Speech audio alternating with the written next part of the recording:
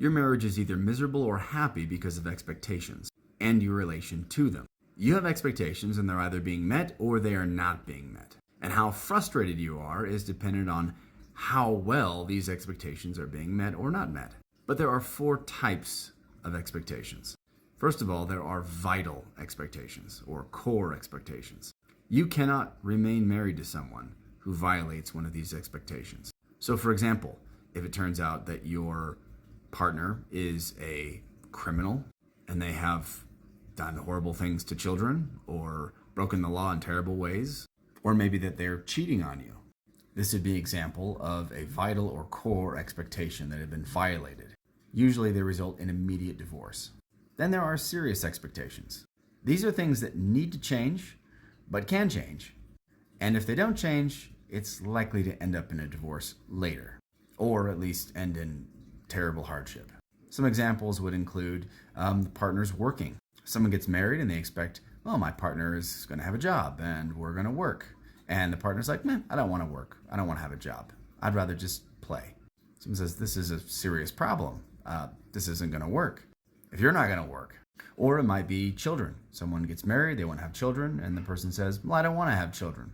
They're like, that's extremely important to me. I got married with the intention of having children. If you don't want to have children, unless you change your mind, this is going to be a real problem. Or if someone says, well, I don't want to live in the United States or wherever. I want to live in, some other country in the middle of nowhere. I mean, this might be a real problem. Next, there are moderate expectations.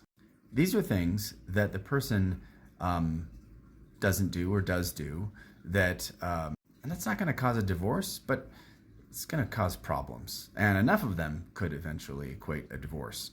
But it's something that might be like how much money they earn, or maybe how often they want to go to the bedroom, or maybe their hobbies, or something that they do that you really don't like.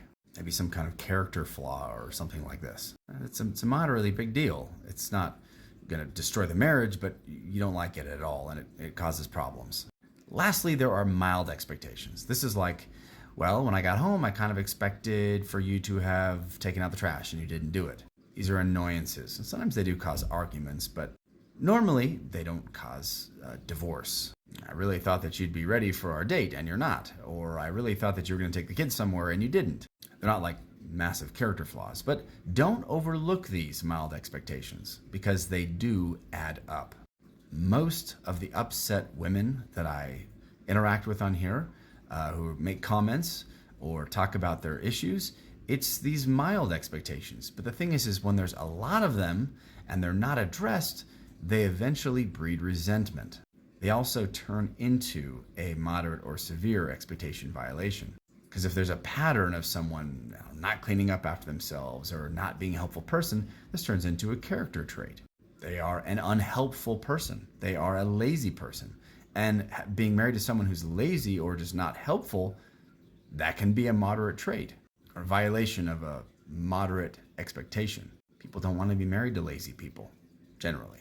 So here's the question. What are some of your vital or core expectations? Do you know what they are? What are some of your serious expectations, moderate expectations, and mild expectations? Look forward to seeing your comments.